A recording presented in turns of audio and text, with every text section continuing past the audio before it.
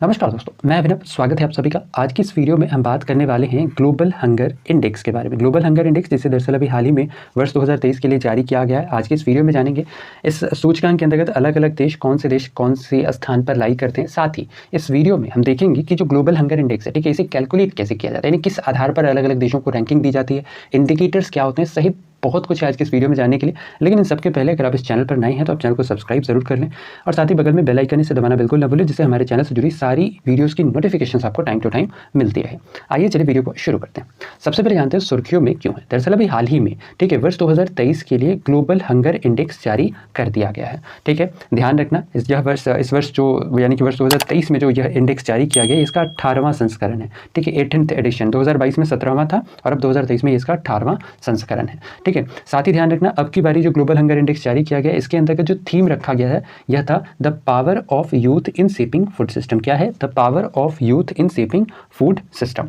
अच्छा, इसके अलावा यह जो सूचकांक है यानी कि जो ग्लोबल हंगर इंडेक्स है, इसे प्रतिवर्ष कार्सन वर्ल्ड वाइड और वेल्थ हंगर हेल्थ के द्वारा जारी किया था। दोनों ही नाम इंपॉर्टेंट है, कार्सन वर्ल्ड वाइड और वेल्थ हंगर हेल्थ के द्वारा प्रतिवर्ष इस सूचकांक को जारी किया जाता है। ठीक है, अच्छा, चूंकि बात यहाँ पर हंगर की हो रही है, ठीक है, तो यहाँ पर आपने एक डेट याद रखना है। कौन सा? ये डेट ध्यान रखना है, ये है 28 मई, है ना, 28 मई। ध्यान रखना है प्रतिवर्ष 28 मई को वर्ल्ड हंगर डे के तौर पर मनाया जाता है। क्या मनाया जाता है 28 मई को? तो ये है वर्ल्ड हंगर डे मनाया जाता है प्रतिवर्ष 28 मई को।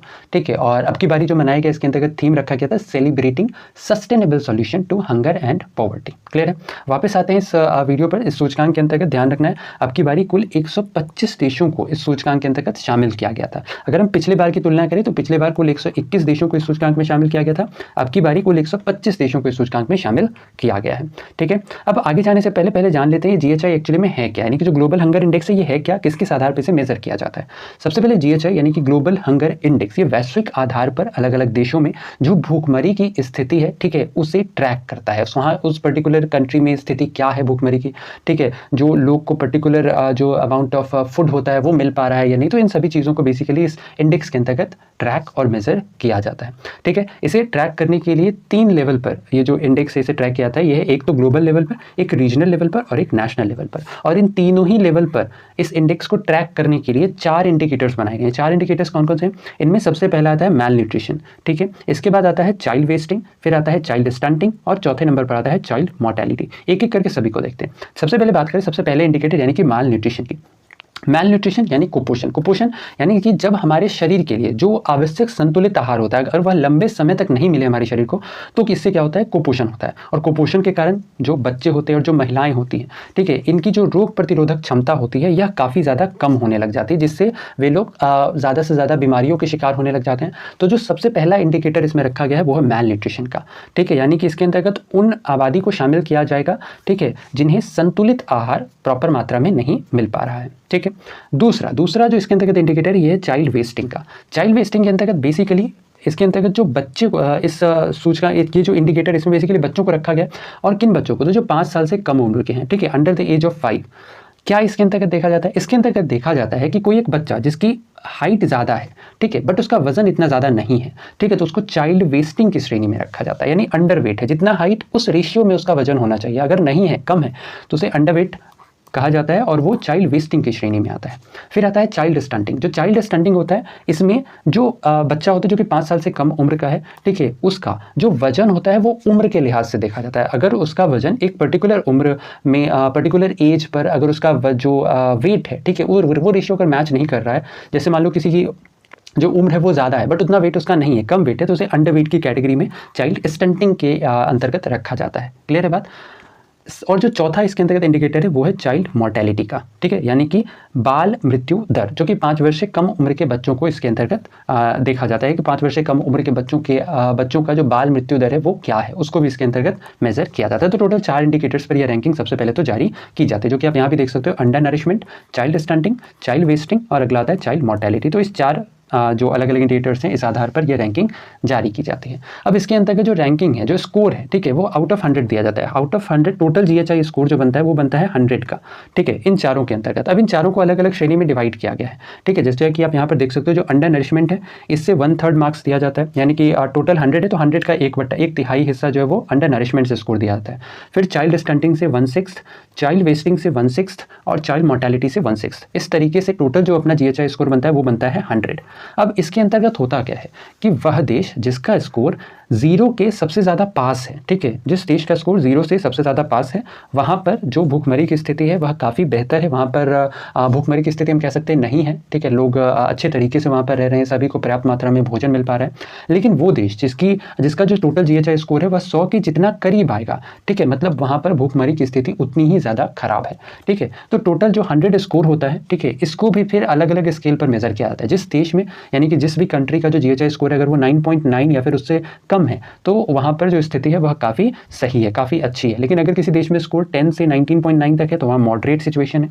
20 से 34 से को सीरियस की श्रेणी में रखा जाता है, 35 से 49 को अलार्मिंग, और फिर 50 से अगर ऊपर है तो वहाँ पर एक्सट्रीमली अलार्मिंग श्रेणी वहाँ पर रखा गया है, यानी कि वो बहुत ही ज़्यादा खतरनाक वाली सिचुएशन में है, ठीक है। अच्छा, इसके साथ ही इस सब की हमने ऑलरेडी बात कर रखी है, आगे चलते हैं। अच्छा, जैसा हमने बताया कि यहाँ पर जो जिस कंट्री का स्कोर जितना लो है वो उतना ही बेहतर है, जिसका स्कोर जितना ज़्यादा है वो उतना ही, यानी एक्सट्रीमली डेंजर है, यानी गंभीर जो मतलब कह सकते हैं अत्यंत खतरनाक, ठीक है, उस श्रेणी तक चला जाता है जिसका स्कोर जितना ज़्यादा है। बात करें भारत की स्थिति की तो अब की बारी यानी वर्ष 2023 की सूचकांक में भारत की जो रैंकिंग है वो पिछले वर्ष के मुकाबले और नीचे चली गई है, ठीक है। पिछले वर्ष जहाँ भारत 121 देशों की सूची में, ठीक है, 107वें पायदान पर था, वहीं अब की बारी भारत 125 देशों की सूची में 111वें पायदान पर चला गया है। हालांकि इन सबके बीच एक पॉजिटिव पॉइंट भी है। क्या है पॉजिटिव पॉइंट, वो भी ध्यान से सुनना। देखो, भारत की जो रैंकिंग है वो निश्चित रूप से 111वें पायदान पर चली तो गई है, ठीक है। भारत का जो ओवरऑल स्कोर रहा है वो रहा है 28.7। अब इस सब में पॉजिटिव पॉइंट क्या है, देखो, वर्ष 2000 में अगर हम बात करें तो भारत का जो GHI स्कोर था ये था 38.8, जो कि वर्ष 2008 में घट करके 35.5 पर आया, 2015 में यह घट करके 29.2 पर, और अब 2023 में यह स्कोर घट करके 28.7 पर गया। तो स्कोर निश्चित रूप से घट रहा है, बट हाँ, इस पर थोड़ा सा और वर्क करने की ज़रूरत है, ठीक है, जिससे कि जो हमारे देश में भूखमरी की स्थिति है वह धीरे धीरे एक समय जब ऐसा आएगा जब यहाँ पर भूखमरी की स्थिति खत्म हो जाएगी और लोग जो है वो वहाँ पर सही तरीके से अपना जीवन यापन करेंगे, ठीक है। तो ये सिचुएशन रही है भारत की, 111वें पायदान पर भारत है, ठीक है। और इस सूचकांक के अंतर्गत जैसे हमने बताया कि भारत का टोटल GHI स्कोर ये 28.7 इसके अंतर्गत बताया गया है। अच्छा, 2022 में भारत 107वें पायदान पर था, 2021 में सूचकांक के अंतर्गत भारत 101वें पायदान पर था, आउट ऑफ 116 कंट्रीज, ये भी ध्यान रखना है। इस रिपोर्ट के अंतर्गत यह बताया गया कि जो भारत है यहाँ पर सबसे ज़्यादा जो बाल कुपोषण है, यानी कि जो चाइल्ड माल न्यूट्रिशन है, ये देखी गई है। भारत में जो चाइल्ड माल न्यूट्रिशन है ये 18.7% है, ठीक है। इसके अलावा भारत में जो अंडर न्यूट्रिशन की श्रेणी है, यानी कि अल्प पोषण की जो स्थिति है 16.6% है, और जो यहाँ चाइल्ड मोर्टेलिटी है वो 3.1% बताई गई है। साथ ही इस रिपोर्ट में यह भी बताया गया है कि भारत में 15 से 24 वर्ष की आयु की महिलाओं में एनीमिया की व्यापकता भी देखी गई है, और तकरीबन 58.1% बताई गई है। बात करें इस सूचकांक में भारत के पड़ोसी देशों की स्थिति क्या है, तो भारत के पड़ोसी देशों में एक देश को अगर छोड़ दिया जाए तो बाकी सभी देश भारत की रैंकिंग से ऊपर है, यानी 111वें पायदान से बाकी सारे देश ऊपर हैं। अफगानिस्तान एकमात्र ऐसा देश है जो कि भारत से भी खराब स्थिति में है, ठीक है। इस सूचकांक में अगर हम बात करें तो श्रीलंका 60वें पायदान पर है, नेपाल, ठीक है, 69वें पायदान 69th पोजीशन पर है, ठीक है। इसके अलावा म्यांमार 72वें स्थान पर, बांग्लादेश 81वें और पाकिस्तान 102वें स्थान पर है, ठीक है। इस सूची में अफगानिस्तान, जैसा हमने बताया, इसकी रैंकिंग भारत से भी खराब है, 114वें स्थान पर अफगानिस्तान है। इन सबके बीच में अगर भारत के पड़ोसी देशों में बात करें तो जो सबसे बेहतर स्थिति में देश है वो है चाइना, ठीक है। चाइना इस सूचकांक में टॉप 20 में शुमार है।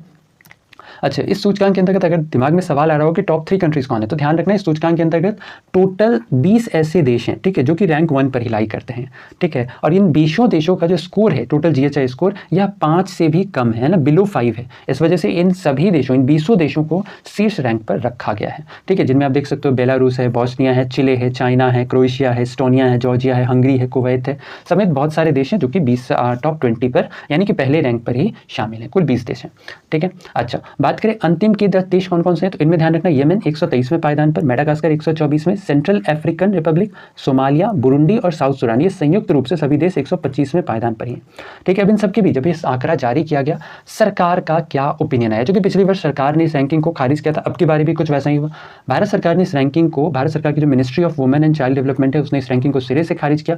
मंत्रालय का कहना है कि यह जो रैंकिंग है, ठीक है, यह एक्चुअली में भूखमरी का गलत पैमाना बताती है, इस वजह से इस रैंकिंग को स्वीकार्य नहीं किया जा सकता। साथ ही मंत्रालय ने यह भी कहा कि जो भारत की वास्तविक स्थिति है वह इस रैंकिंग के माध्यम से नहीं दिखाई जाती है। ठीक है, साथ ही इस रैंकिंग में कई सारी खामियां हैं, इस वजह से भारत सरकार ने इस रैंकिंग को पूरी तरीके से खारिज कर दिया है। अब यहाँ पर बात आती है कि देखो, भारत की रैंकिंग निश्चित रूप से नीचे गई है, इसमें कोई दो राय नहीं है। इस रैंकिंग पर भी एक बार के लिए आपको डाउट जरूर आएगा, और ये कहीं ना कहीं सही भी है कि जो पाकिस्तान जैसा देश जिसकी स्थिति भारत से काफी खराब है, वो इस रैंकिंग में ऊपर आ रहा है। तो ये थोड़ा सा तो सोचने वाली बात है कि इस रैंकिंग को आखिर जारी किया कैसे जाता है। लेकिन एक बार के लिए अगर हम इन सभी को छोड़ करके, ठीक है, एक अलग नजरिए से अगर हम देखें, तो जो भारत की स्थिति है, ठीक है, इसमें कहीं ना कहीं सुधार भी देखने को मिला है, राइट।